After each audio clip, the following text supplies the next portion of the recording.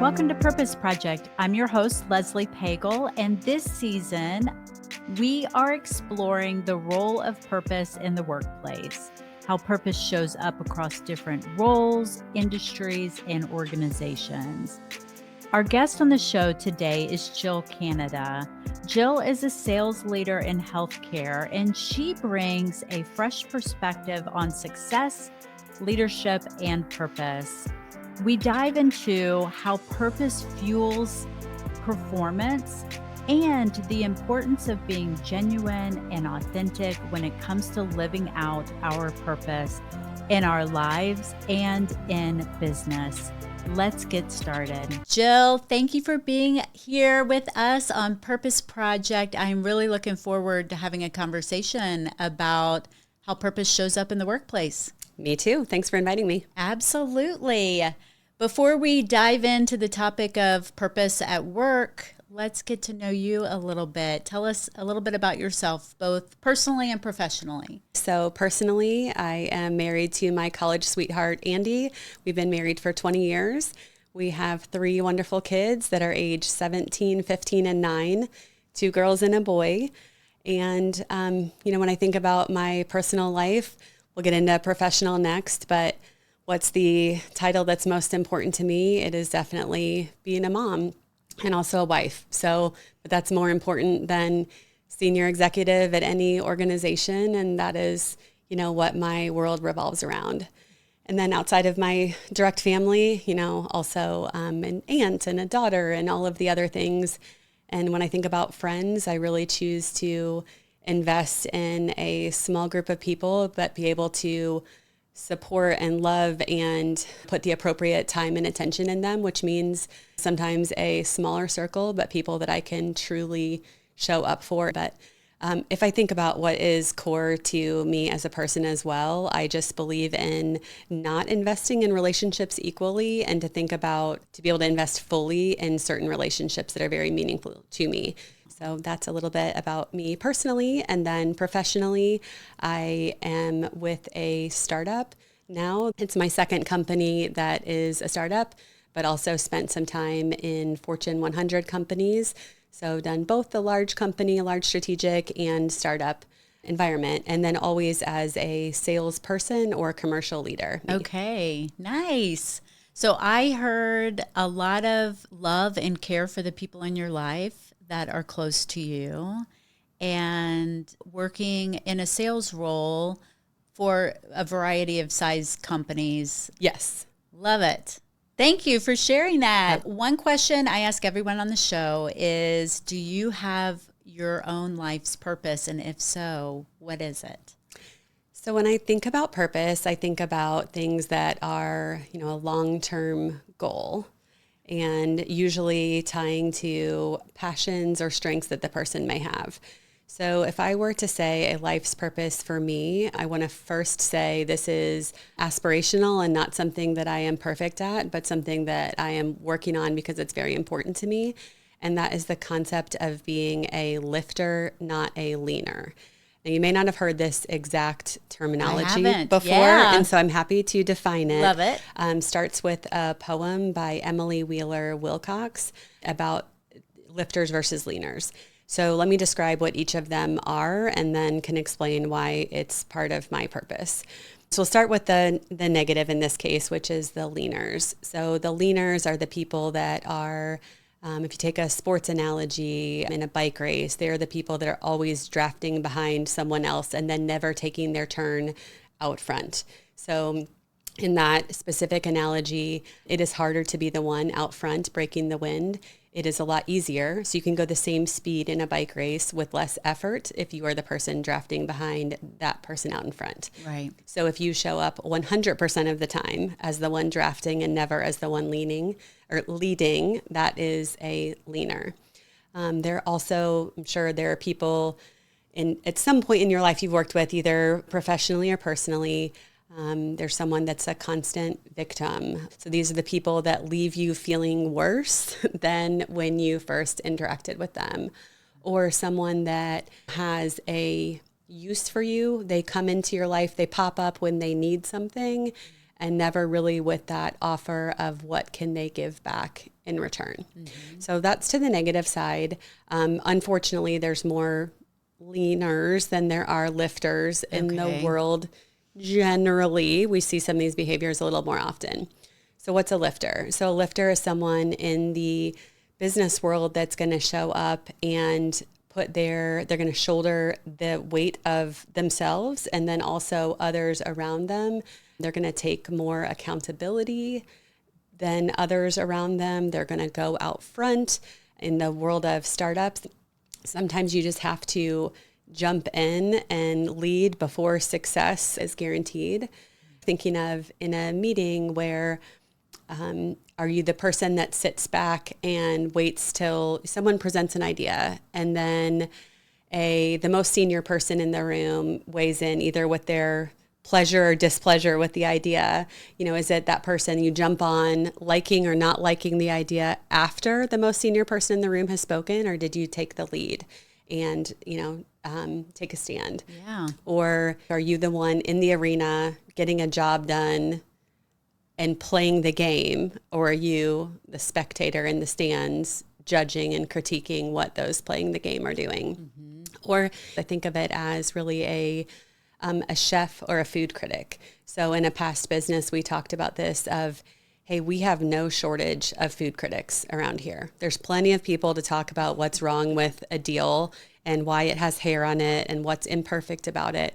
What we need more of are the chefs. It's so much harder to create, and it's so much easier to sit back and judge what others have created. Right. So to be clear, this goes to both personal and professional life, and in no way am I saying I have this nailed and I show up perfectly and I'm always a lifter versus a leaner, but it is something that I'm very conscious about, and I think about how do I do my best to most of the time stay in that lifter category and just be really conscious of not sucking value from other people consistently. And when I need something from someone, when I need to lean on somebody else to make sure that I find ways to pay them back in other ways of value. So what do I have to offer to them for whatever assistance I'm needing from them? Yeah, I love that. The visuals that you put on both and the emphasis of being really intentional about being a lifter, and when you do need to lean, recognizing a responsibility to give back in some way. Absolutely. Yes. The world does need more lifters. Yes. Yep. It as you were talking about the lifters, I just kept thinking of the word courage. Like it takes courage sometimes to be a lifter. It does. It takes courage, and it's tiring. It's harder work. So there's no shortcuts with being a lifter. There are shortcuts with being a leaner. Right. Yeah. Yeah. Well, thank you for sharing your purpose with us. Of course. So let's shift gears and talk about the workforce. Mm-hmm. Season 2 is all about how purpose shows up in the workforce. And when you look at your experience across your career or just where it is today, how do you see purpose showing up in the workforce? Yeah, so for me, I am in healthcare, so it's pretty easy to have a tie to purpose. The company's mission or purpose is just more straightforward for me because of that area that I work in. Right. So if I think about when I worked for GE Healthcare, there was a technology called automated breast ultrasound that I worked with a health system on. And that was adjunctive screening where for patients with dense breasts, so sometimes you get a clean mammogram, meaning your mammogram is negative and you're told everything's fine. And those with dense breasts, it's like trying to find a snowball in a snowstorm. So you need additional screening. And automated breast ultrasound provided that second look and would find cancers missed on traditional mammo. It's rare, it's a small percentage, right, but it's still, if you think about like what that does for that patient and that family, if you can catch disease like cancer earlier and possibly change their outcome, right, that purpose and mission is right there in front of your face. And you wake up every day thinking, if I can implement this for a health system and we can find 5 cancers. You have made a huge difference in 5 people's lives. Right. So in healthcare, it's just so easy to use a specific example for me personally. I mentioned my family at the beginning and my 9-year-old son. I had him when I was working for GE Healthcare as well and covered all of the different P&Ls or profit and loss centers of the business, and including a maternal infant care business. That wasn't a business that I knew very well. And I knew it from, product training and from spreadsheets, but I didn't know that technology extremely well until my son was born 9 weeks early. And that technology, so in combination with the healthcare providers that took care of him, kept him alive. Wow. And nothing is more humbling than to know that you individually can't do that. There was nothing I personally could do to save my son when he was most vulnerable. But an amazing team of healthcare professionals utilizing some of the technology that my company made gave him an incredible outcome. And now he's 9 and plays football and basketball and lacrosse and is healthy and has no lasting effects of prematurity. And that is directly because of the care he received. Mm-hmm. So in healthcare, it's never far.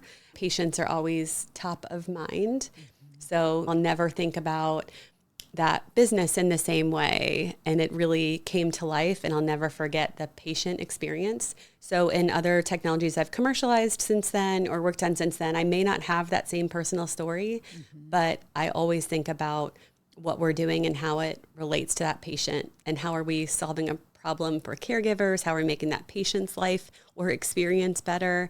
And there is a direct tie to be found there. Right. Have you always been in healthcare? Yes, 100% of my career. Okay. And that also, it's worth saying, so there's going to be other people listening. Maybe they're an accountant or maybe they're an engineer. There is always a tie to purpose, but it doesn't have to be found solely in your job. So this is something, again, it's easy for me being in healthcare, but there's tons of other wildly important areas that you might be doing at work. And maybe that line isn't quite as clear as it is for specifically what I do, but it is there. And then there's also opportunities outside of what you do for work that you can tie to your life's purpose. Yes. Yeah. That is one thing that I observed with season 1, which was all about people that have clarity in their life's purpose and they're actively pursuing it. That pursuit did not always equate to a paycheck. Yes, absolutely. So sometimes it does happen outside of work, and work has its purpose. Yes. But it might not be your life's purpose. Absolutely. Yeah. Yes. Yeah. Okay. So purpose shows up in the workplace for you because it's ingrained in healthcare. Yes. It's just the nature of the industry of healthcare. It really is about caring for the health of patients. And in doing that, that's very purpose driven. Also, connection to your son. Yes. A personal connection there and the impact that it had on you. Yes. Okay, let's talk about as a sales leader, how do you use purpose in your role as a sales leader? Yes. So when I think about what is my team's purpose, the R&D team expect will solve significant problems for patients and caregivers. So the rest of the team is doing their spot and building incredible technology that we believe will make a significant difference. What does that mean for my team? That means I feel the weight of the world on my shoulders because it's our job to commercialize it and to find a way to help health systems buy and adopt that technology. So the world of healthcare is unfortunately littered with a lot of really amazing clinical ideas that didn't come to fruition because the right economic argument or factors weren't there. So that's what I spend my time thinking about is how do we take what is, let's assume, amazing technology that works, because that's what the rest of the team is doing and doing so beautifully. So then my team and I have to take that technology and find a way to get it into the hands of caregivers that are going to utilize it. And then there's patients that benefit from that. So that's how I spend my time thinking about it. And the rest of the team has done their part. And now my team has to do our part. And we have to have that North Star and mission show up so that we can bring this great technology to life. Yeah. So I hear when you talk about this, it's like you're looking at the collective of the business. Yep. And recognizing each area of the business has our responsibility. Yes. And our responsibility as a sales team is to get this technology into the hands of the people that need it. Absolutely. So that the company can fulfill its purpose. Right. And if there is another thing we say in healthcare often is there does have to be margin. You do have to sell things. So sometimes it's like a dirty word to talk about sales, but it is, if there's no margin, then there's no mission. And that is just a fact. So, Right. And we do have to figure out a way, nobody sells or adopts anything unless the value that we are providing is greater than the cost that customer is going to pay. Mm-hmm. So usually if there's something that you're going to buy, there's some type of pain point that is, whether it's, in healthcare, whether it's workflow or it's clinical care, it could be any number of things, but there's some type of pain that makes you want to or need to buy something. Mm-hmm. And then we as the company have to deliver more value than the cost of that product or service. It's a simple equation. And if you're not doing that, then they're going to go with one of their other 100 priorities that they have lined up that they could be using precious, scarce resources for. Right, right. Yes. I like that. Margin for, what was it? If there's no margin, there's no mission. So Love it's something that. you hear a lot of nonprofit health systems talk about, but it is true. So it is, and it can't be a company's mission. It can't be their purpose to make money. Right. That's not enough. Yeah. It's a byproduct, and that is something that, but it can't be, it doesn't stand alone. So if you say like our company's mission is to make money, that's a 100% chance you will fail because that's not enough. It's Right. not going to motivate your employee base. Customers are not going to be interested in that. It doesn't start there. That is a byproduct of doing everything else right. Right. Okay. Because I was wondering, as a sales leader, if you have had members on your team that are maybe more motivated by the sale, the commissions that might come with the sale, than they are the purpose. And well, one, is that a thing that you've had experience with, two different kind of motivators for? Yeah. So I think it doesn't have to be either or. So if you think about it, those should be aligned incentives. Mm-hmm. So if you believe in the problem you are solving and the product that you are therefore selling, that means if you are selling more, then you are helping more people. Right. So if we think about, how do I fundamentally think about selling? It's another, I guess maybe my other life's mission should be increasing the brand of those that sell, because there's such a negative connotation with sales. So nobody wants to grow up and be a salesperson or sales leader, and nobody wants to be sold to. But if you think about, like my view of selling, it's not selling, it is helping people buy. Yeah. So there's a mentor, a longtime mentor of mine, Dan Adams, who trained me early on, very early in my career on sales and sales process and just, long selling cycle, capital equipment, how to do that. And he would always say that you're helping people buy, you're not selling. Right. And if you're interested in a long-term relationship with a client, the absolute worst thing you could ever do is to sell them something they don't need. So if you go back to roles that I've had where I have the whole portfolio of the business, which might be hundreds of products or solutions, the best thing you can do is to say, if you're not the right fit, to call it exactly that, up to and including possibly even giving your competitor's contact information. If someone else is a better fit, if you're interested in having a 10-year working relationship with a client, and the biggest way to erode trust would be shoving in a sale that doesn't solve their problem or need, and that would guarantee you're going to lose the next 10. So, back to your question of, is it either or? If your product or solution solves a client problem, we should all be happy if there's more adoption of that, and the incentives are generally in alignment. Yes. Okay. So I hear that being purpose-driven helps you increase your own personal commissions too. Yep, like it can. As a sales. Yeah. They don't have to be working against each other. So, Right. I mean, in theory, those should be in alignment. Yeah. Do you see sales leaders or sales representatives that are more purpose-driven than others? And if so, do their outcomes differ?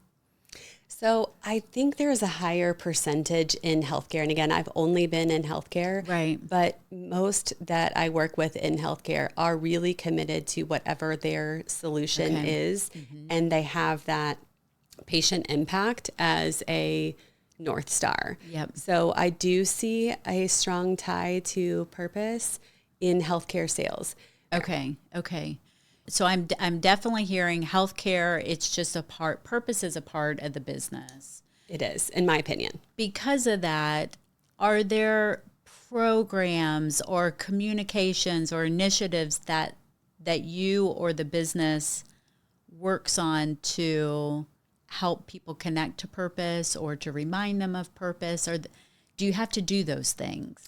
Yeah, so I think it is situational depending on whatever we are trying to implement. So if I use that dense breast screening program example earlier, so that would be hey, here's our North Star. Our North Star is we are trying to find cancers that are not found in mammo and diagnose cancer earlier. So if that's our North Star, then we're building everything around that. So why does it matter if a timeline slips?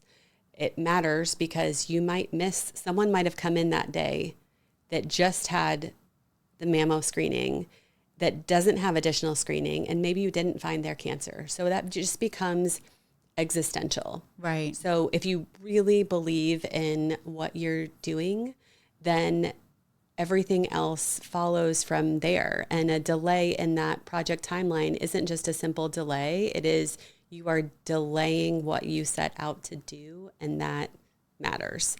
And I'll give one other somewhat counterintuitive example, which is another early career mentor of mine named Jason Crew imparted in me the importance of the order of operations of how you take care of people. So he would say, if you ask someone in the business, hey, who do you put first? Everyone would say, it's our customers, of course, like customers come first. And Jason's advice, and now I fully understand this, is it's actually not. So who you put first is your team. And if you take care of your team, and your team feels empowered and they feel supported and they feel tied into the purpose or the mission, then they are generally going to show up better at work and be more loyal and be happy with what they do and feel like they are something bigger than themselves. So you take care of your team first. And then what does your team do? They're going to take care of the customer. So the customer is actually second in this equation. And again, sounds counterintuitive, but your team can't take care of their customers if they're running around in fear, and you just can't fake happiness and loving the company. It's going to come across as inauthentic. So if you don't take care of that team first, that team is not going to take care of that customer. And if you think about it third, back to like you can't build a company around, hey, I want to make money, or making a profit is my company's purpose. It sounds like a simple formula, but it must be genuine and authentic. Mm-hmm. So this can't be I'm going to do all these things with the express purpose that it's going to increase business results. It's doing it for the right reasons and the right thing, But if you do take care of your team first, that team takes care of those customers, the business results will naturally follow. Love that. Yes. Well, and as an employee, don't we want to feel cared for, supported in our work in a psychologically safe environment so that we can be a lifter? Yes, absolutely. So that everyone can be a lifter in business. Absolutely. And I just fundamentally believe I've been in all types of organizations, and sometimes the whole organization doesn't have, sometimes it's like individual manager specific, but I just fundamentally believe people do their best work when they are supported. You have the accountability for your decisions, but if you're supported and feel psychologically safe, I fundamentally feel like you do better work than with the reverse. Also spent time on teams and organizations that are more paranoid and believe in beating people down to get the best results. And to me, that just isn't where you're going to get your best work. Right. But you have to do it for the right reasons. Otherwise, any lack of being genuine or authentic gets figured out and found, and then it'll be counterproductive to what you're trying to do. Right. Well, yeah, because you create some distrust there. Yep. And as they say with trust, I think there's a saying of it arrives on foot and flees on horseback. It's so hard to build trust, but you can break trust in an instant. 10 years of building trust can be gone in a minute based on one bad decision. So how do we avoid those types of situations? Yeah. So you lead a team of sales reps. I'm over here thinking, okay, we each have an individual purpose. The company has purpose. Team has purpose. Do you have conversations with your individuals on your team? I'm imagining one-on-ones or in team settings about the topic of purpose. And if so, is it more about company purpose, team purpose, individual, all of them? How does that look? I would say I haven't every time asked about purpose. It's something I'll incorporate into my one-on-ones going forward.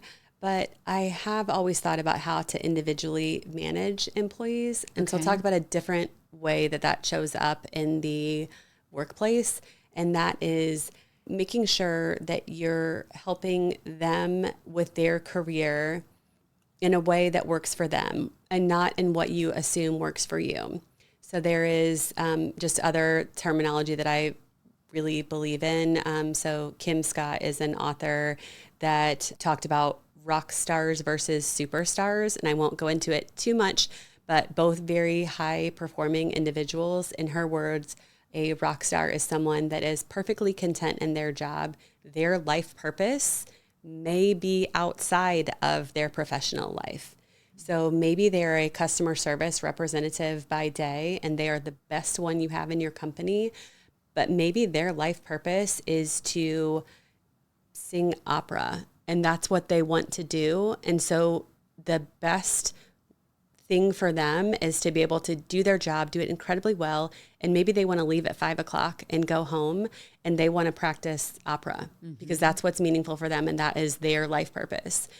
So respecting what a rock star wants to do, which is they don't want your job. They don't want your boss's job. They want to be incredible at the job that they have and not necessarily be on a steep career trajectory. So then what's the other side? The other side is superstars. They are on a more steep growth trajectory. There isn't a right or wrong, and they are anxious to, move up and get promoted and grow as fast as possible. So again, just difference, but you want to be careful not to manage one or make assumptions about people. And then also just as a leader to know that it's not written in permanent marker. So in my own world, I've been in both statuses. So since we talked about my son earlier, when he was born, the last thing I would have ever wanted for my employer to do at the time was to talk to me about a different promotion with more work stress at the time that I just wanted him to live. So they allowed me to have that flexibility and do that and just be excellent at the job I was doing until such time that I was ready to take on additional responsibility. Yeah. So I'll incorporate the purpose question more going forward, but I think understanding it sometimes naturally comes out when Oh, you yeah. understand what's meaningful to that employee, and just taking away your own personal bias. Okay. So I love this rock star versus superstar, and understanding that everyone can be in both of those categories throughout their Absolutely. career. Absolutely. And it's about seeking to understand from the employee's perspective which category they are in or want to be in. Exactly. What's important to them, not what's Yeah. important to you, but putting it back Exactly. into the employee's camp. What's Right. important to them. Yes. Okay. So getting to know people in a Yes. personal way, you're going to start to understand what they value, what they like, and bringing that into the workforce. Most certainly. Why do you feel that purpose is important in business? I think businesses having purpose is critical. So it is feeling like something bigger than yourself. So it is important for alignment from leadership down to individual contributors. And if you don't have that alignment, all sorts of challenges come up. So a tie to purpose, mission, having alignment, standing for something. I think it can also, when done perfectly, this doesn't happen in every scenario, but it can also be a competitive differentiator if it's meaningful. And then there's also the flip side. So if you don't have purpose in business and the company is not aligned, then business results are going to show from that. And then also, I think one of the other challenges is just in execution. So it sounds so easy in black and white. You can have a great purpose or mission and vision statement, but if your actions aren't matching up to those words or stated purpose, and it's apparent for others to see, then that is certainly challenging. And you lose that trust and the goodwill and employees and customers being willing to give you the benefit of the doubt. If actions and words aren't aligning, then that is problematic. But Right. again, the inverse is true. So when all those things are in alignment and you're, as we talked about, you're taking care of the team first and the customers, and then the business results are really going to follow. And everything is so much easier if there is alignment starting at the top. And purpose creates that. Absolutely, it does. Love that. I'm envisioning some people listening to this. Let's take this from a couple different perspectives. Let's take it from the employee perspective first. Someone's watching this, doesn't have a connection to purpose in their job. Any advice for them? Yeah, so I think it just doesn't have to come from your job. So there are jobs like mine where it's easy to see. There's equally many amazing careers in this world that might not have that very direct tie to your own life's purpose. And so then you get it outside of work. It sounds so much harder than it is. But if I think of some of the best examples in my life with this, so my own dad had an amazing career in finance with Lilly, but his purpose was not to be a great financial manager and asset to the company. It was so much more. And he definitely believed in, gifts of service to others. And so he voted with his time and volunteered and gave financial resources in a way that really filled his cup.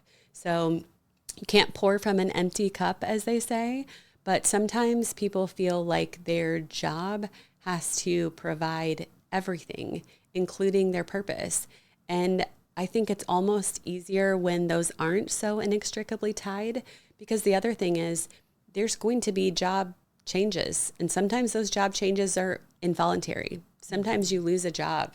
And when that happens, if your everything is built around that job, including your life's purpose, and you feel lost, that would be much harder to take besides the obvious stress of having, losing a job. So to me, great if they align.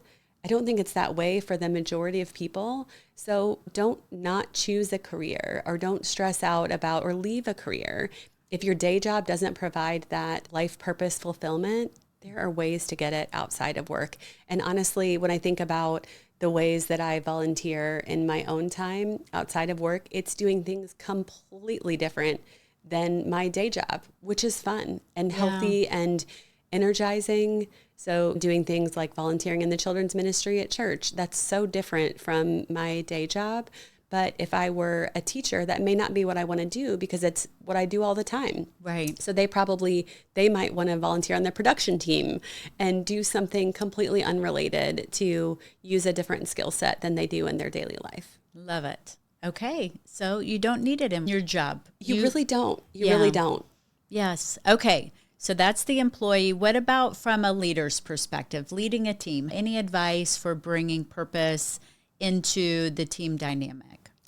I think it is critical because there has to be something bigger than yourself. And again, just chasing business results alone is not going to get it done. So what is your specific, bring it down to individual teams level? Is there a mantra? Is there a specific goal? But there has to be something to rally that team around that is bigger than themselves. And it's amazing the results that can be achieved when everybody is, rowing in the same direction at the same speed. So I'm going to use another sports example. If you think of a crew team, that's how they get the results they do because of that perfect in sync timing, synchronization. And that's what matters. Yes. So having the team be focused on a tangible, specific goal, or again, it could be a mantra, it just depends on the situation. But having the team all aligned is going to produce really incredible results. Love it. Any other advice? I would say don't be afraid of the hard work that being a lifter is. So if I look back at my career, some of the time periods of work that I'm most proud of also happened to be time periods where I was putting in grueling hours, and the problem we were after was really hard.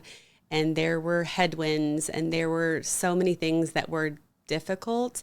Yet when I look back on that time period, I think that was one of the most fulfilling teams or time periods that I've ever been a part of. And I think it comes down to, were you focused? Do you have great people around you? Were you focused on a common goal? And if you were, those grueling hours and all of the hardships that go into it, they just fade away. And that's not what I remember. What I remember is how we served a particular client and what a difference we made. And when you're working with incredible people and getting stuff done, then that's what you remember instead of the hours that it took to get there. Yeah. So be lifters. Yes. Because it brings joy and fulfillment, maybe not in that moment always, but after the fact. It's so much more fulfilling. So if you think about it from the standpoint of, if you're on a team but didn't contribute to that team's results, are you really gonna be, you might get in the sales world, commission for it. But is that meaningful to you if you know that you didn't play a part and someone else did the work? I don't think it is. So I want to earn it. The other core of a lifter mentality is it's not a zero-sum game. So I don't need you to lose for me to win. Right. And that is so often misunderstood or underappreciated. And there are ways, if I think about, my girls are in all-star cheer and it's very meaningful to them. And their coach always talks about training athletes from the inside out. And that's what's most important. So for those that don't know about all-star cheer, sometimes you win because another team had a mistake and they had a stunt fall or they had a tumbling fall and they get a deduction for that. So their coaches are always preaching about, you want to beat people at their best. So you don't want to cheer for someone else. And I know this sounds crazy, but it happens at these cheer competitions. You see parents excited when another team falls because it gives their team a greater chance of winning. And that's just fundamentally the wrong way to look at it. and you want to be good enough to, in this case, beat someone at their best, and not I win, you lose. And that's a recipe for non-fulfilling short-term results and not what anyone should aspire to. Yeah. Love that. Yes. Well, and I love that they're focused on that, because that's a life skill. It's amazing, and it's why, for me as a parent with 3 kids in youth sports, they're not in youth sports because they're going to get a college scholarship. They're in youth sports because they are going to get life lessons that happen as part of being on a team that they're going to use when they're professionals and are on a team. So pretty much there's so few lone wolf careers these days. So to be successful in any aspect of life, you're going to need to figure out how to work with people. And there are endless opportunities for that in sports. And so when I think about what am I most grateful for with their coaching staff, they are great. And the girls are incredible athletes, and they're competitive nationally, and it's so much fun to watch them. But I believe they're competitive nationally because they focus on training athletes from the inside out. And just like in the example of, you start with taking care of your team, and then your customers and the business results follow. If you train athletes to be good people, I think the athletic results will follow as well. And then if you allow cultural things that are unhelpful to seep in, I think unfortunately the negative results follow that as well. Yeah. Yeah. Thank you for sharing that. Of course. Anything left unsaid on the topic of purpose in the workforce? I don't think so. Jill, thank you for being on Purpose Project. Of course. I really enjoyed our conversation. Thank you for having me. This was great. Wow, there is so much that I'm taking away from this conversation. And one of those things is I found myself reflecting on the idea that when we take care of our employees, they take care of customers. It's a simple truth, but it can make all the difference. And what struck me is that this same truth holds for living a life of purpose. We can't show up fully for others until we've done the work to connect with ourselves first. Purpose really does start within, whether it's purpose for the business or for each of us individually. So ask yourself, what is one way I can invest in myself today so that I can show up stronger for the people around me, both in my personal and in my professional life? Jill, thank you for being on the show, and thank you everyone for tuning in. Until next time.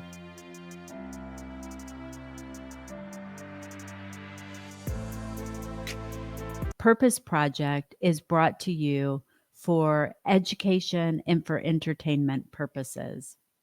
This podcast is not intended to replace the advice that you would receive from a licensed therapist or doctor or any other qualified professional.